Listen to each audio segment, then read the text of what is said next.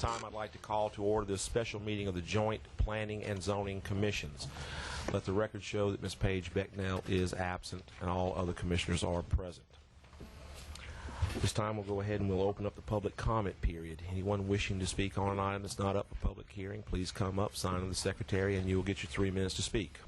And no one wishing to speak. Item 4, acceptance of the minutes of the September 12th, 2007 meeting. Have a motion to approve by Julio Dumas, seconded by Don Grant. Is there any opposition or discussion? Motion passes.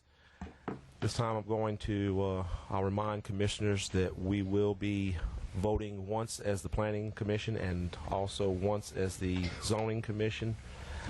We are voting to send a recommendation to the Parish Council. Okay, moving along, we have item 5, public hearing to consider the following. 5A, Riverton Plantation, Traditional Neighborhood Development, General Implementation Plan.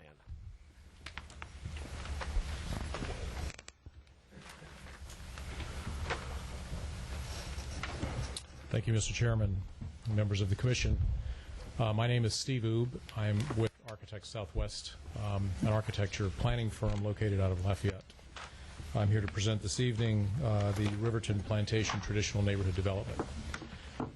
I'm actually very excited about being here, which is kind of odd for someone to want to present a project in front of a planning commission, but it, to me, represents a really great opportunity to expand the concept of smart growth in a region that we believe has great potential.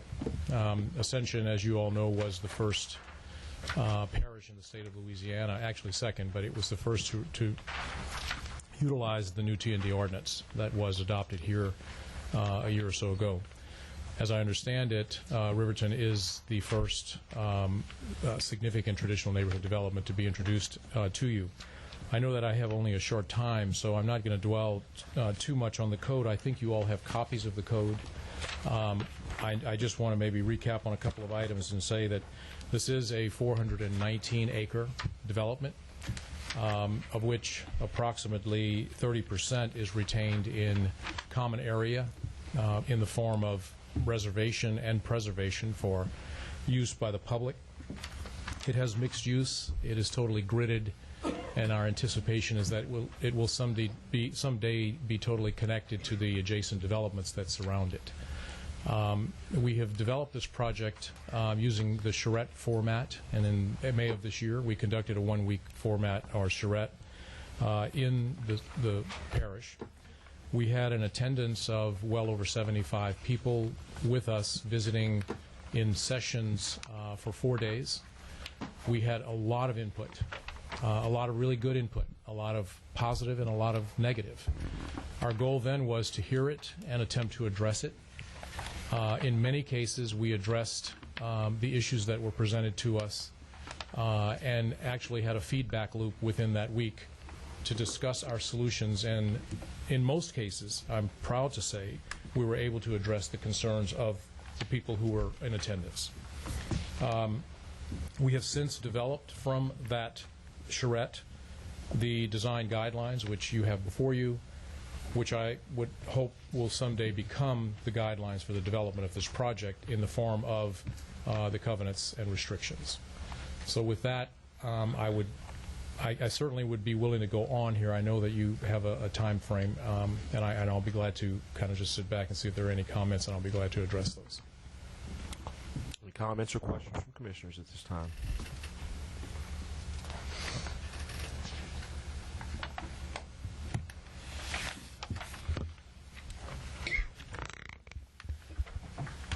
I guess, Mr. Oob, what I'd like for you to maybe address is how this project, with its density and intensity, how you propose to support the demand on infrastructure from this project. If you could spend a couple of minutes just talking about how the impacts from this development are going to be addressed through off-site improvements, drainage, Yes. road water, sewer, et cetera, I'd appreciate it. I'll be glad to do that. Thank you. That's a good question. To begin with, we understand, obviously, that this project today is a greenfield site, and we're coming in and we're developing it from scratch.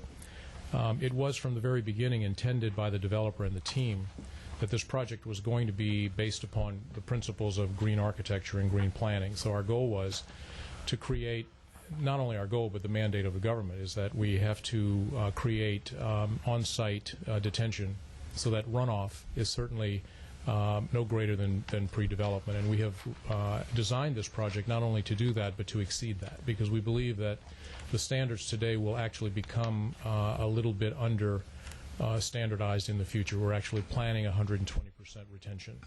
We're doing that in many forms. We actually have created ponds, which are not simply flood basins. They're actually elements that we will use as civic places for the residents of the neighborhood. In addition, we have created detention,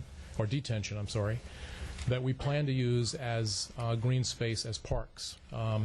And we are locating them in such a way that not only do some of the residents back them, but the majority of the neighborhood actually interfaces, and it becomes a community park, if you will.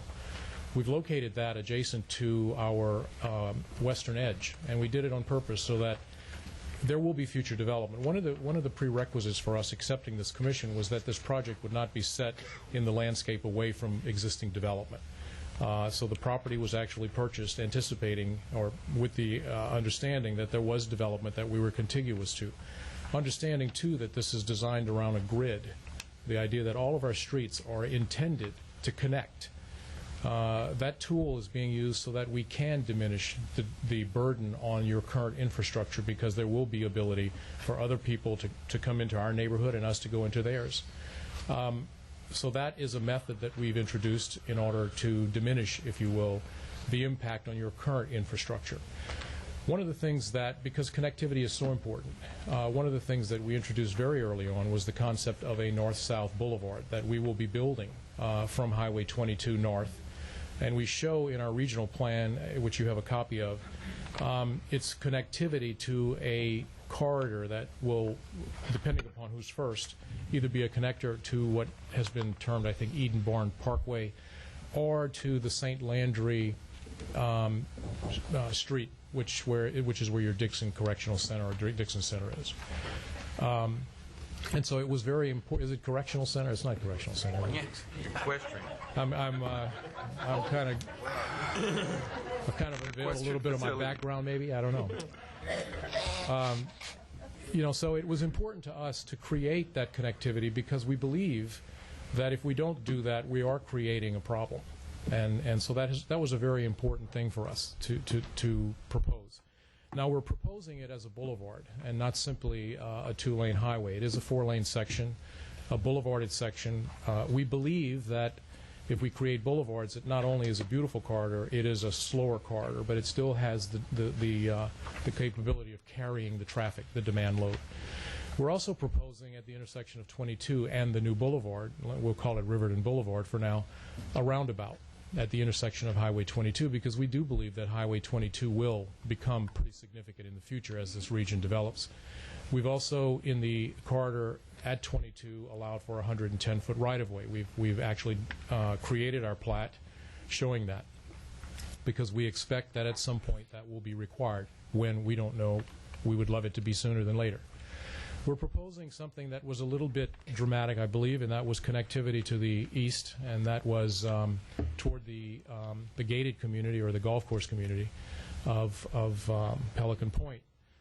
We did that because we believe it is the right thing to do, and we actually met with neighbors and the association and had a lot of dialogue about it, and obviously you can well imagine how sensitive that is.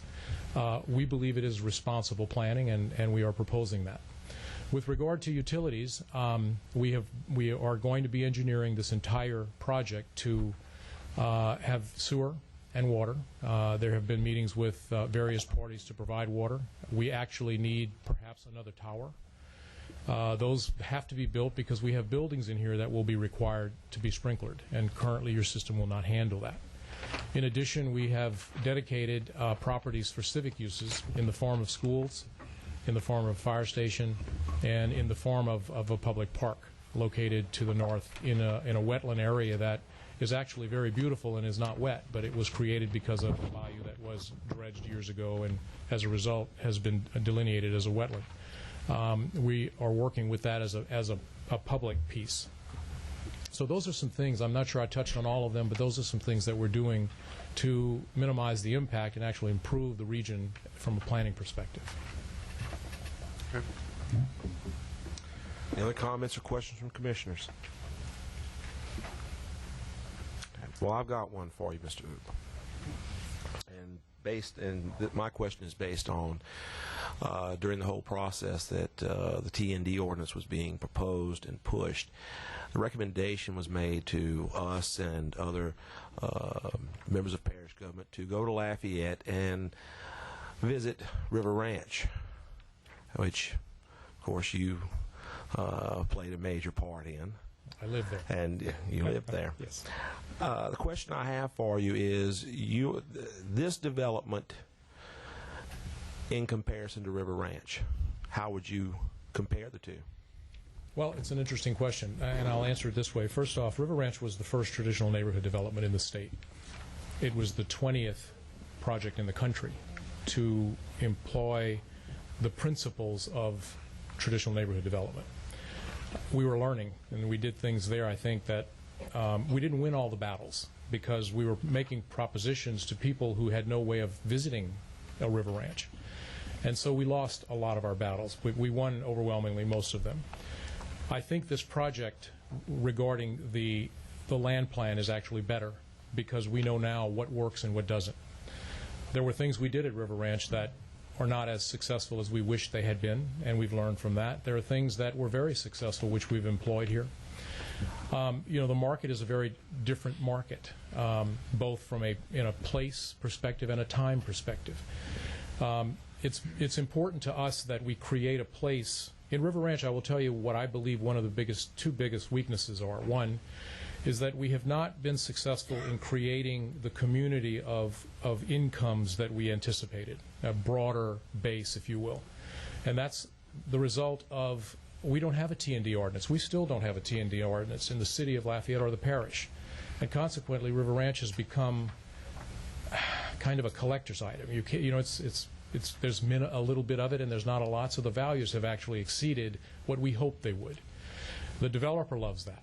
But as a planner and as someone who really was interested in developing community, I think we fell short there.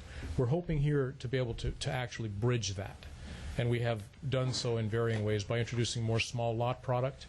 But even though we have small lot, we actually have a lot more bigger lots in here. So we've been able to bridge kind of a broader income stream. The other defeat that we had at River Ranch was which is very similar to this, is the introduction of Camellia Boulevard. If you went, you were able to see that. Camellia Boulevard was proposed initially as a St. Charles Avenue, if you will, as is Riverton Boulevard. We lost the battle.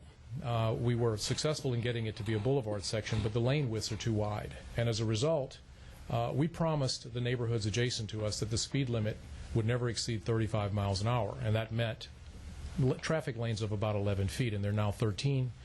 And as a result, the traffic moves there way too quickly, and it's not a sensitive corridor to the neighborhood. So those are two things that I believe we lost on.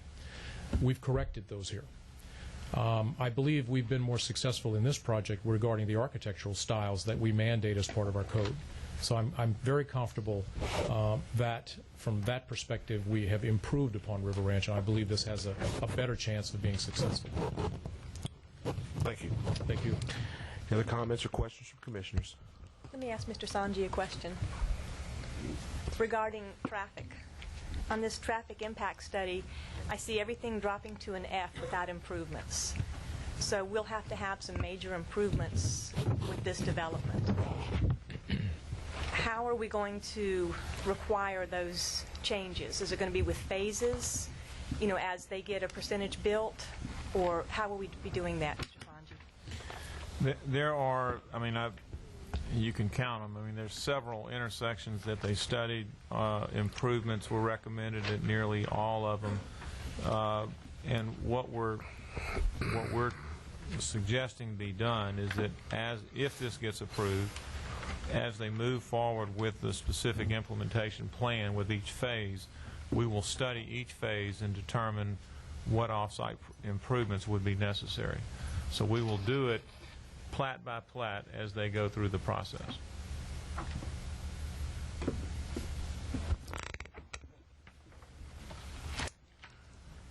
But the improvements are documented in our letter to you and in their traffic study. It is documented which intersections and what improvements are recommended. But it assumes a total build-out of the entire development, which I'll let Mr. Rube discuss what they may feel is the absorption or the timing, but this is obviously several years in the making. Yeah, relative to timing, this is between a 10 and a 12-year project. And I believe initially it'll be slower, and it'll actually increase as the maturity of this project begins to be apparent and people feel it and understand it. I think the absorption will increase, but I think the first 4 or 5 years you will see less than half of this project built out. But the answer that was given is actually what we experience everywhere. As the project gets built, the demand increases on the infrastructure, and the result is that you have to address those issues. And approval is based upon that in any subsequent submittals. Okay, good question. Well, I do know with I know some of the other developments that we've discussed, planned unit developments and such, if there's a long build-out term, you're also looking at other potential developments in the area. There may be other improvements that are made over a period of time, which will, of course, will have to be, No doubt. everything would have to be reviewed at that time, and it may change up the requirements placed on your development. No doubt. So, any other comments or questions for commissioners? I do. I had the opportunity to meet with a couple of the guys associated with this project, and we looked at some of the green spaces and so forth. One of the areas that we talked about was this northernmost area across the Panama Canal to the north side. Yeah. And for the commissioners, it's the triangulated area to the north. It's got the area there that's being built out. There's just some larger homes that you see in this summary document, slightly elevated, as I believe.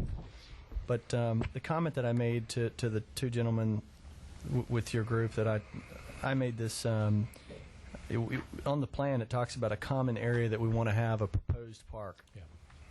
Let me say that I think that's greatly needed in Ascension Parish, that we have more parks, not ball fields or soccer fields or whatever, and that certainly won't fit into a wetland area, and we have a lot of permitting and issues. So you've done a good job of dodging your wetlands and not building in there.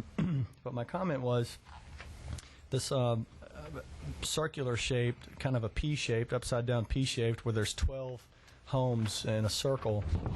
My comment to these gentlemen was, if we nix the 12 homes and we turn that area, it's a non-wet area. Right. The only area you would impact is a traveling road east to west there. If you take the homes away and turn that into a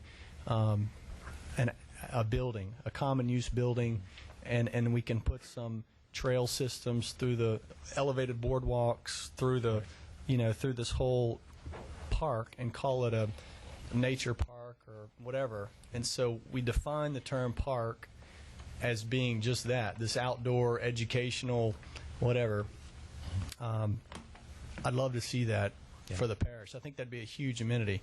There's right now, for our kids in our parish to experience wetland ecology in Ascension Parish, we have to go to East Baton Rouge Parish. Exactly. And so this whole idea of a T&D and a PUD and a SPUD is keeping our people kind of in this community. That's right. And so that you guys have a great platform to do something, and I, as a commissioner, would love to see that occur and capitalize on that, and so we can have this elevated boardwalk. And so that's just, you can talk to that if you want to. Okay. But well, first off, there was the project that you see here, the wetland area was looked at by several entities of the community. And we met during the charrette with your Parks Commission and various people in the community, and it was their request that we develop it just as you mentioned it. And I actually, at one point, that 7 or 8 lot community that we show there was developed that way. I can't give my clients money away, but I would certainly, suggest that we look at it. It is our intention that it become a community asset. It is if you've been through this area, it's fabulous. It's a beautiful piece of property. And we proposed from the very beginning that it become something of a contribution to the community at large. And so we're on the same page. It is our intention that there be paths and trails that run through here. Also proposed the Panama Canal. Actually, if you've walked it, it's actually a very nice, it's matured very, very well. And so we would propose trails along it as well. It'd be a wonderful community asset to continue that on well beyond Riverton. Right. So that's something we should work on. But I totally agree with you that should be the vision of this park. Any other comments or questions from commissioners? Mr. Sanji. If I may, I wanted to clarify, you mentioned four-lane boulevard. Yes. I think what I'm seeing here is 2 lanes with parking. Could you clarify the intent? The right-of-way is dedicated for 4 lanes, but there's 2 lanes being built in our project. And in the future, as the demand would require it, those lanes would be added. But the boulevard is provided for now. The 2 lanes on either side are provided now with the expansion. It would be a green buffer, essentially, between sidewalks for today.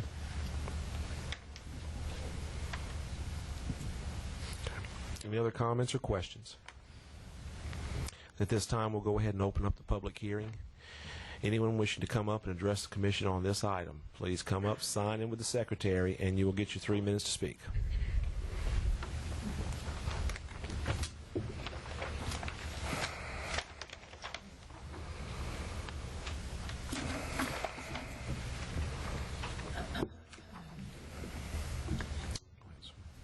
Please state your name, sir. Bill Dawson. I'm president of the Pelican Point Homeowners Association. First, we want to say that we've had a lot of opportunity to review this, and we appreciate the effort that they made to present it to our community.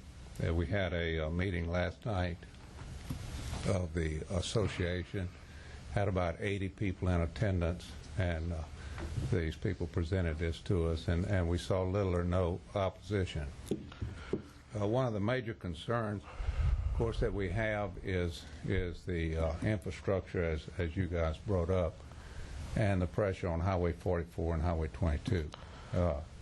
We feel a real asset for our community will be this new artery that they're proposing.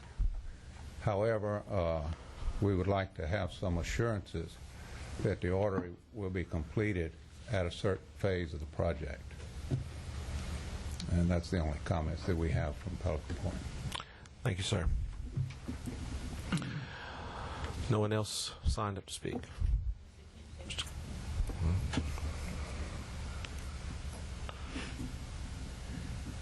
Thank you, Mr. Chairman. As councilman of that area, we've been into a number of meetings about this development, and I want to commend the developers and the planners of this as probably being the most planned development that I've ever come in contact with. We've met with a large number of people on numerous occasions and tried to take all of the information and all of the concerns and tried to address them as much as possible, and we want everyone to know that. One of my continuing concerns is to make sure that we have some sort of, at meeting with the fire board, is to make sure that we have some sort of connectivity for emergency vehicles that can come through and be able to cover both Pelican Point and the new development and the area around there. We're very, very pleased with the fact that they're going to bring in a big water line and in all probability a new water tank in the area so that we can tie in all of the water lines for greater fire protection. Whatever ends up being the final plans, we just want to make sure that the coverage of from the fire department standpoint is included in that, and that to be able to have access to the Pelican Point properties so that they can get the coverage that's necessary and improvement, that we just like to make sure all of those things are worked out in a proper manner. That is the biggest concern. And then also that the connection of the north-south conveyance be promised before they can proceed with all of the different developments of it. So those are the big concerns of everyone that we have involved. Kent, but before you sit down, Kent, let me ask, maybe you can shed some light on this. The development Edinburgh? Yes. That's going in, that's a city Yes, it development, correct? Yes. Tell me the interface between the two. Can you address it? Have you seen the plan? We've met with both of the developers. The city has done a marvelous job of bringing in a very good development along the interstate. Obviously, it's different because it's next to the interstate and it's mostly commercial and some residential. However, they are going to put a boulevard-type road, which has been wanted by a lot of people around the area, from 44 and the interstate towards Lamar Dixon and Landry Lane.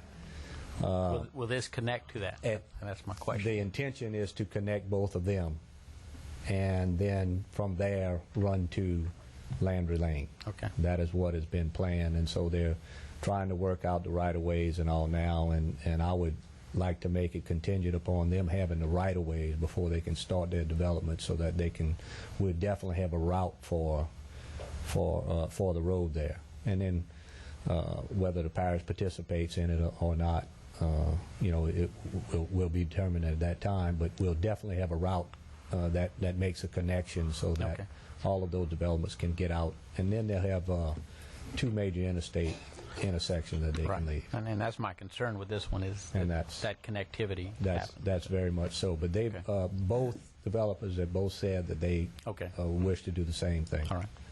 Thank you. No one else? Okay.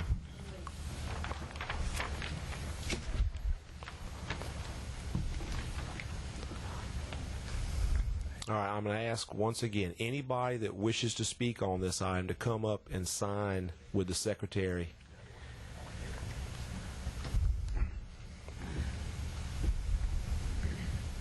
Apologize for that. I'm not familiar with your process. My name is David Rock. I'm a resident in the area. I would just like to hear the committee and Mr. Oob comment on the economic impact to the large tract of land to the west, and also the impact to the historical use of farming and hunting on the large tract of land that is to the west. That's it. Thank you, sir.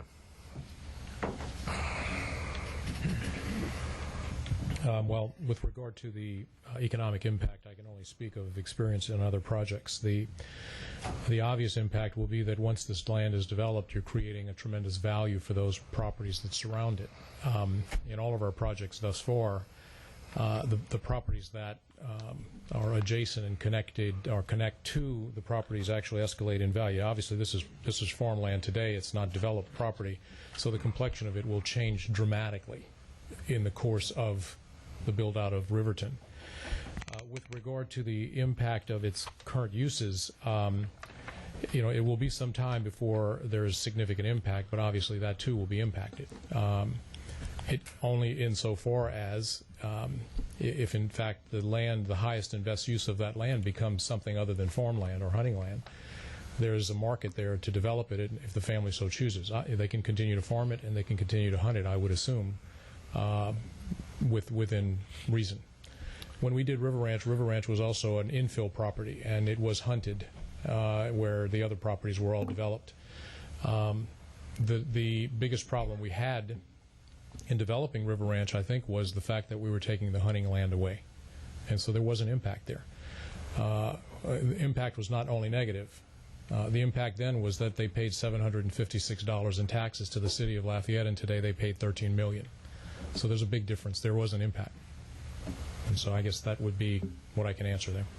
I think the question is more on the hunting and farming. It's more that I currently farm my land. I currently hunt my land. You're going to bring in a number of buyers. Yeah. And the question is, are they going to be noticed that this activity is going on next door, and that they're going to occasionally hear the bang and the boom and the cows crying and so forth? Yeah. And I don't want to be impacted. I want to continue to farm my land. No doubt. Without. One of the things that happens, and I think this should be done in covenants, is that when people buy land, they buy it knowing what's around them. And I mean, that's not a big issue. I think it's simply you buy it with that understanding. But the other thing about planning, and kind of an odd thing that we are involved with, is that in any development we do, we always create edge. Whether it's rural edge, which in this case it is, or whether it's residential edge, there's still an edge property that transitions between some density and a generally more general kind of density. And so, in more ways than not, we promote the edge being a rural edge. That's kind of a really nice kind of a piece. When we designed the project, we also were sensitive to the fact that for some time that is going to be the case, and we put our edge, our preserve, abutting it, so that there would be some kind of confluence between those two uses. I do believe that ultimately the option can be to develop it, and the wetland that we create can tie into that and be an extended wetland. And so even in the future, there is still the sense of a more rural piece there. And so that was actually formally looked at. Thank you. Okay. Did I answer your question? I think I'd like to hear from the developer to know that in his purchase agreements he's at least going to provide some kind of a notice. I think that's a good idea. Yeah. And in most covenants now that we have written, there is actually an acknowledgement of that they're buying within a region that has these impacts. The industrial thing is something as well. Exactly. Yeah. Okay. Any comments or questions from commissioners?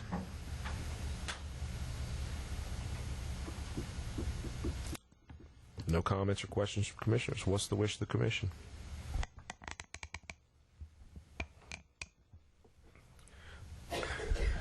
Michael, I'm gonna take a wag at something here. I need your guidance. Are you acting as a planning commission or a zoning commission?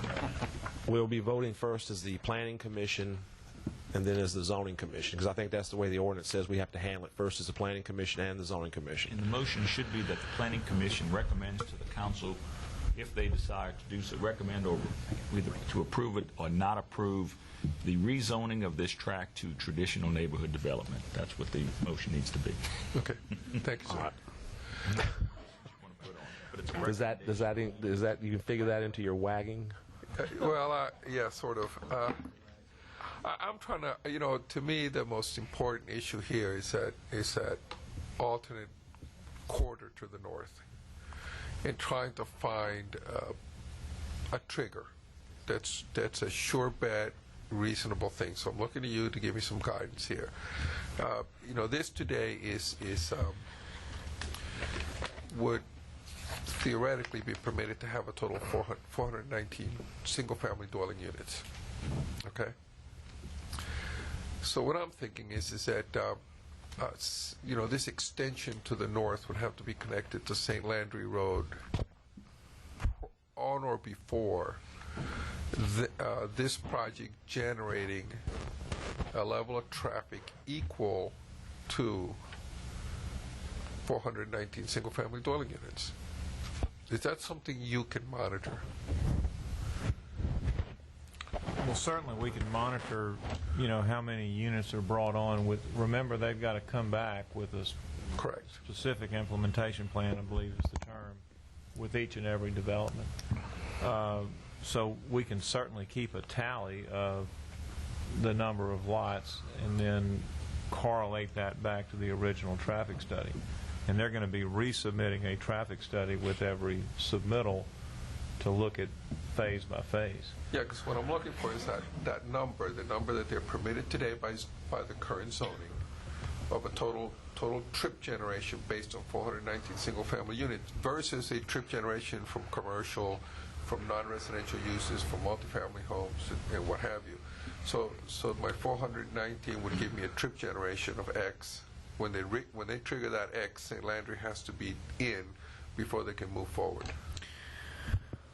Well, I mean, that's certainly your prerogative to do it, and if their traffic consultant is here, I might ask them to come up. I believe that we asked them to base their traffic study on the assumption that the connection did not happen because they don't own that property. Right. And there are many other factors that will determine whether or not that road can be extended. So, but irregardless either way, as the development progresses, we're going to be able to monitor, does your traffic have two directions to go, or does it have to go out to the entrance on 22? Right. All I can say is that we will continue to monitor that.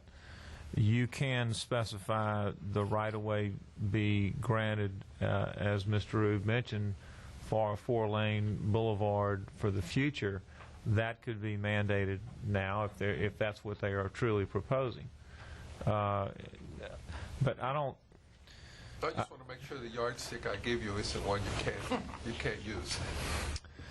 Well, I think it's going to be difficult unless this developer controls the property, but from point A to point B, which that's not what I'm understanding. Unless he controls the property, all of that property, I don't see how you can mandate that he has to have that built with a certain number of lots. Because if a particular landowner is not willing to sell the right-of-way, or the parish is not willing to expropriate, the road may not happen. Now, if that doesn't happen, and all of the traffic comes out on 22, what they're going to see is, as detailed in the what's before you, they're going to have significant traffic impacts at several intersections. So it's obviously to the developer's benefit to get this road and to try to make sure that happens. But I don't know how you can mandate a developer to build an off-site road when he doesn't control the property. Well, and I'm not sure if I'm answering your question, but I think I'm just trying to caution against requirements to have this road built. He will have consequences if it doesn't happen, and he will have expensive consequences. But I just don't know that you can. I guess from my view, the rezoning to the T&D is so dependent on that one particular critical factor that somehow or another it needs to be rolled in. I understand he doesn't have, control of all of the right-of-way, and I know he's working on it. He gave me an update on it yesterday, and I appreciate that very, very much. He's very close. But I think he also understands the consequences. I just want to make sure that we have the public notice that this is required for this T&D to be able to move forward. At some point, it's going to be required. And I don't particularly want to designate the right-of-way. I just say it has to tie into St. Landry Road somehow, to the north, to St. Landry Road somehow, however he gets there. I just want to make sure that the mechanism that the trigger is something that you can actually monitor. And the only thing I can think of that's equitable is to tie it to his current, to the number of units that are permissible, not in number of units, but in total trip generation. So what you're suggesting is that when he starts to approach the 400 units, that the connection be made to the north. Right. When he starts approaching 419, when he starts generating the same traffic that he would generate from 419 single-family units, however he does it, whether it's non-residential or residential, he'd have to have that north-south corridor ready to go. Or just tie it into the dwelling units, because any other traffic is going to be local traffic out there. But if you say you can only have 419 dwelling units until this road is opened, he's tied to the conservation requirements. I think you've got a good point. You see what I'm saying? So your 400 units is related to the existing zoning that he has now, is that correct? Today he can generate, he's permitted 419 single-family dwelling units. that generates X number of trips per day. Okay, I'm with you. So, that gives you a number. And that's a number he can't trigger. He can't. And you're suggesting that once he gets to 419 or the equivalent, that the connection must be made to the north? Correct. And whether it's, whatever you need, whatever is deemed necessary, whether it's 2 lanes or 4 lanes, but you'd have to have that in place, ready to go. Does that mean operational roadway ready to go? Or that doesn't mean right-of-way purchase. Does that mean operational roadway? Or? I think at that stage of the game, he needs to at least have it engineered and reviewed and ready to start construction. I think traditionally, long as it's ready to construct with the next phase, that would be acceptable. My thoughts, anyway.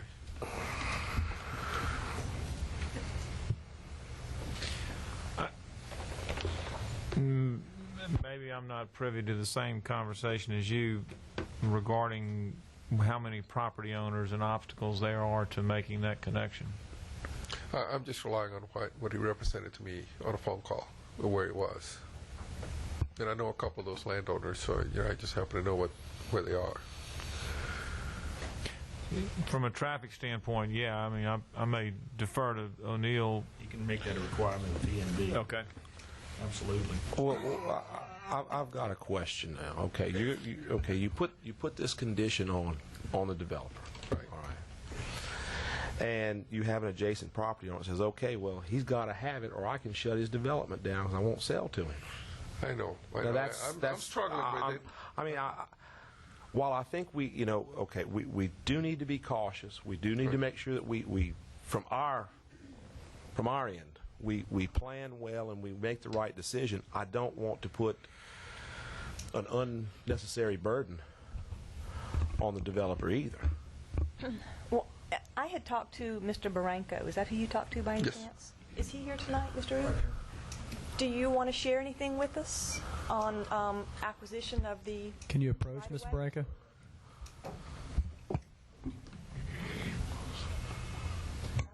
I don't mean to put you on the spot. No, that's fine. There is some property that runs next to the airport that we have the right of way on that, and he will be getting us a letter, and we'll have that in writing. That'll bring us to the end of the runway, and that's Ms. Landry's property. The property behind that, there's a little small piece that the Loosemore sisters own, and the attorney's name, I think it's Sid Mortran, or Marchand, that represents them. We've spoken with him on that property as well as the property that's behind it, which he represents those ladies as well, which he's getting with them, and they're telling us they're going to give us a right-of-way on that property. We've communicated with the Edenborn people as well, which do want the connectivity. Their project comes over close to the airport. What's going to separate where we come up and where they are is it's wider than the airport, but it's close to the runway of the airport. That's the difference. On the other side, there's a Delpit Evans property that comes to the end of Loosemore. Okay, we have that property under contract as we speak on a purchase agreement. It's 18 acres that we are purchasing. I've also talked with the parish, because when I drove down St. Landry Road, I got to a point and it was only big enough for one car. And but they telling me that they do have the right of way on the sides and that they will widen that road to tie it in and bring it down for connectivity. So that's our game plan right now.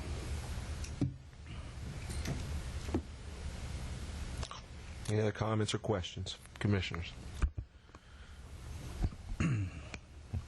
Are you comfortable with some kind of a timing on that north-south roadway? I mean, I think, Paul, you understand the critical. And I do, and I appreciate that. What we were looking at is we're going to have each phase, of course, we're going to have our traffic study done by each phase. Right. And at that point, it's going to dictate where we have to have connectivity before we can go to the next phase. Because we need to have that as well, Julio. We've got to have flow through the development or it don't work. I just wanted to explore it, that's all. Sure. Michael, as this development progresses, as the ERA, you would be basically in constant contact, or you would periodic contact with the developer through inspections and as various phases come up. So would it be safe to say that as any potential problems may arise with dealing with the infrastructure, that you would be made aware of that through those inspections and those conversations with the developer and the developer's engineer? Yeah, this is really going to be very similar to Pelican Point. As you know, they continued to come up with different filings, and I think there were issues that were raised from the past as every time they came back. And unless they're going to propose to do this whole thing at one time, which I doubt, yes, we will have multiple. You may want to elaborate on how many phases that you're going to do, but I would imagine he's got several phases to this. But, I mean, the normal course, I mean, you're going to be approving a specific implementation plan. We're going to be approving construction plans. We're going to be approving the final plat. It's nothing, it's really once the T&D is approved, it's the framework for a series of many subdivisions that are going to come before you with all the normal inspections that we always do. And kind of going back to something that we discussed earlier this year, late part of last year, dealing with traffic impact. We felt it would be good to go ahead with just a generalized traffic impact analysis instead of a detail, because if you've got, like in this case, I believe 10 to 12 years build out is what we're talking about here. So much can happen in 10 to 12 years. So if this is going to consistently come before the ERA for various aspects of review, it seems we kind of have the checks and balances in place for that. I understand what you're saying as far as the north-south. I just, I think I wanted to, have this discussion, make sure it's on the record, and what have you. I agree with you. I thought it was important to have this discussion for it on the record. This north-south corridor is critical to this project. Some of us may not be here 10 years from now. We may be out fishing. So, Chairman, I want to point out that they did more than a conceptual traffic study. They did what is normally required on, and it was really at their choosing. They studied traffic counts and projected the ultimate traffic for all of the intersections listed in the report, so that you have an understanding of the magnitude of the impacts of this development. You have that in front of you. What you don't have is the sequence of timing of when they will happen. But I think they've done, an excellent job in showing you what the total impacts of this development could be. And again, as was mentioned, you've got some commercial developments in here. Don't really know exactly what they are. We have a good idea, but as this development unfolds, their traffic engineers have to keep tabs of what's in there now, what's proposed, and constantly refining that model. Julio, let me ask you. Yes, sir. And of course, it would be dependent if I feel if the developer would agree to it. What about 6-month update reports? Every 6 months, we would get an update. We're going to get those with every plat that we get. So why? As they bring them in. I mean, in overall. Oh yeah. I mean, it may be a year between. I mean, or that's an extraordinary. Have you read the traffic report? It's an extraordinary document. No. An update report as far as where you are, as far as the status on, for example, this issue. Did you have all the right of way acquired? You have, you're at this right now. You're looking at this. Something like that. I mean, I'm not talking about a status report on every aspect. I'm talking about just a north-south connectivity. Yeah, shoot us an email. Yeah, I'd love to do that. I'll probably do it sooner, more frequent than that. As something develops and as we have it together, I'd love to send that to you and let you know exactly what we're doing. Would that be? I'm good with that. Yeah. Okay. Like I said, I wanted to have this open discussion about the north-south roadway, because I know to everybody that lives in that area, they're all concerned Highway 44 is, it's great now the bridge is out. But the bridge is coming. But some of the folks that don't live on 44 suffer the consequences of that bridge. So He's still wagging. are we ready for a motion? I'm ready for a motion. I'll entertain a motion. I'm going to make a motion to help me out here. Mr. Parrington, would you... Make a motion that you recommend you're going to make a motion that the Planning Commission recommend to the council to rezone to a traditional neighborhood district as proposed, with a request that the applicant provide us with a biannual progress report on the development of the project, particularly to the north-south roadway. I have a recommendation to... Recommend. wait a minute, I said it wrong. I have a motion to recommend a rezoning of this property by the Planning Commission to the Parish Council by Julio Dumas.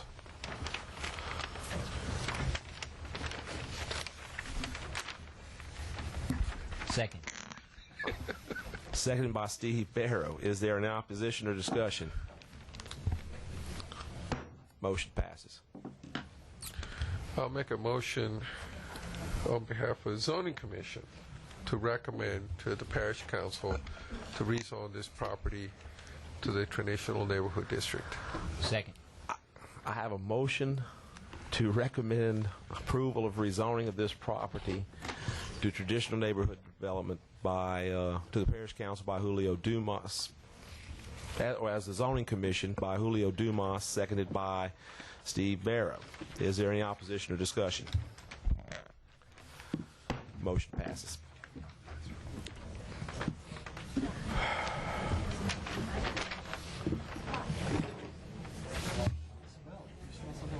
Yeah, I smell something. Item 6, old business, 6A, Town Park Center, small plan unit development.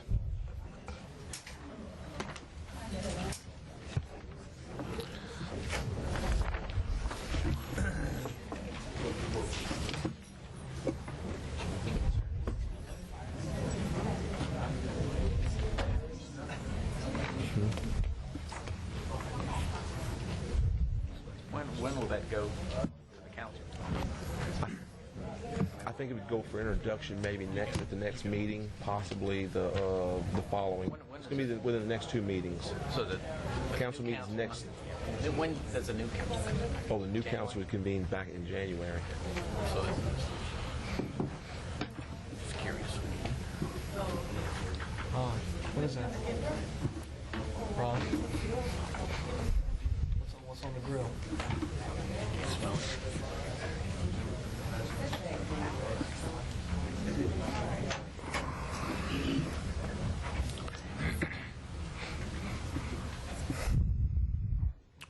Sir, if you will.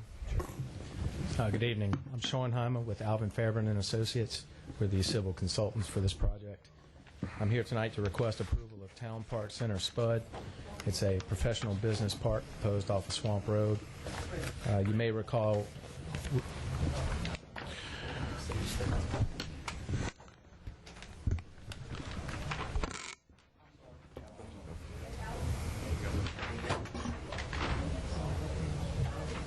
Let's give everybody just a minute to...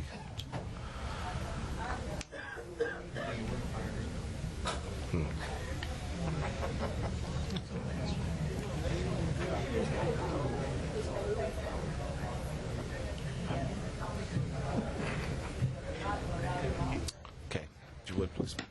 Again, I'm here tonight to request approval of the Town Park Center SPUD. It's a professional business park proposed off of Swamp Road. You may recall from the last planning and zoning meeting, we presented a presentation, PowerPoint presentation on the proposed improvements with the project. At the end of that conclusion, there were primarily two comments and 2 concerns that required our attention. The first was in regards to the proposed traffic signal at Swamp Road and Airline Highway. As we mentioned at the time, DOTD has issued a permit for that signal, and they are in the process of completing the plans and having that signal installed. We also contacted, at the request of the ERA, we contacted DOTD and made them aware of our project. We afforded them a copy of our traffic impact study, and we have made them aware that we're coming. The second comment was in regards to the drainage study which was submitted. There was some additional information that was requested by the ERA. We have since met with them, provided some additional calculations and some requested revisions, and I believe we've met all of their requirements and questions. So we're here tonight to request your approval and certainly answer any questions you may have. Michael, based on last month's conversation, are you satisfied with what is coming before us now? Yes, from the drainage perspective, they got the additional field information on the outfall of the pond and correctly modeled, and we're satisfied with the results. Okay. Any other comments or questions from commissioners? I'm still not satisfied with the willow being in the landscape plan. I made that comment last time, and just a maintenance nightmare for whoever moves into those buildings. So if you guys can make a change to that, get with your landscape architect or whomever and make a change to that, we can come up with something better than a willow. When you said DOTD had approved the light, right? Yes, ma'am. They've actually issued the permit. Okay, do we have any idea when it will be installed? I believe last week they were ready to submit the bids, if I'm not mistaken. I do not have any information on the schedule of when that's going to be installed. I just note that it is moving forward. Mr. Sanji, would you have any idea once it goes to that point how long it is till installation? Traffic signals are probably 3 to 6 months. It's just the order time on the signal, but I have not done any work to verify the status of the project other than what I'm hearing that it is proposed. And I think our reason for mentioning or stating this is DOTD has a new requirement that a development within a quarter of a mile of a state route must go through their process. And in this case, they're not, unless I don't think Swamp Road is a state highway, so they don't necessarily have to pull a DOTD driveway permit. We just wanted to make DOTD aware that there was a development within their guidelines of being a quarter mile. If he has submitted their study to them, then the ball's in DOTD's court, and whether they choose to ask them to help or contribute with that signal is certainly DOTD's decision. Okay, what do you estimate your build-out time to be? Approximately 2 years, start to finish. When do you expect to have your first occupancy permit? Again, it all depends on the schedule of construction. Kirk, do you have any idea? I mean, I'm surprised for a year.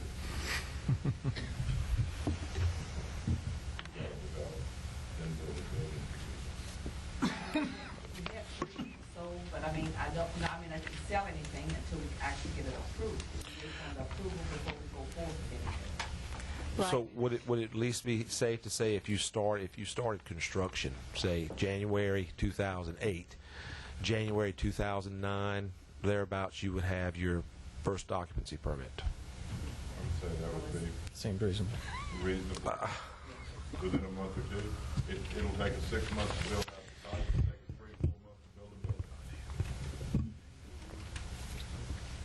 Okay. My concern, and y'all know, my concern is that intersection, it's already an F at certain times, and I know we're giving you 200 parking spots, and I just want to make sure it's not built out before the light is in, because traffic is already a nightmare trying to get on Airline.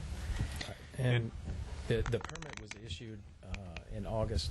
They've moved to the next step, and if you need me to, I can find out exactly what their schedule is. They're far enough along where they should have an idea of when they anticipate having completion. Well, and Michael, once a traffic light permit is issued, who controls the timing of the construction?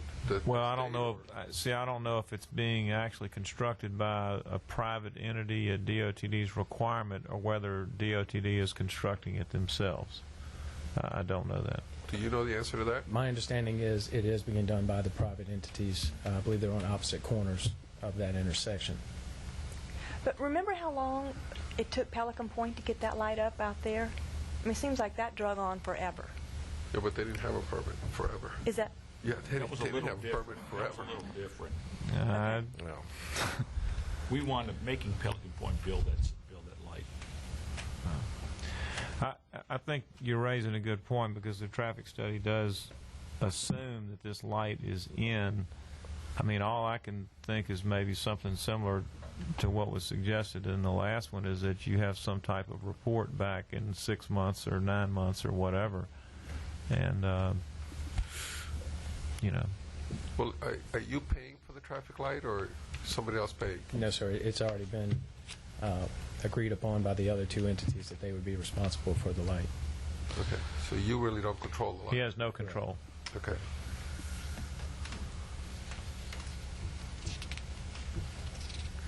Yeah, but, Michael, this is a little bit different in that this traffic report depends on it. So I think it would be reasonable to condition a certificate of occupancy on the traffic light being there. And from what he's saying, that's probably a year down the line, and I think that's a reasonable time to expect that the signal should be up. So it probably wouldn't affect them at all if we did put any kind of condition, say like 25% occupancy or something like that before the light. You know, restrict it to 25% until the light is in. CO. 0? CO. Oh. Certificate of occupancy. They can start building the building. They can work on that. Right. It's occupying the building that's a problem. Right. It wouldn't halt their progress in any way, shape, or form until it came time to actually. Hey, you got start. 1 year. Yeah, I mean, they've got basically. From what we've heard, they've got a year to do all this. If the progress is not where it's supposed to be after 6 months, if I were them, I'd be coming back to this commission explaining that, because I've got a CO in 6 months dependent on it. So I think that's a reasonable time frame to allow to see what's going to happen. Okay.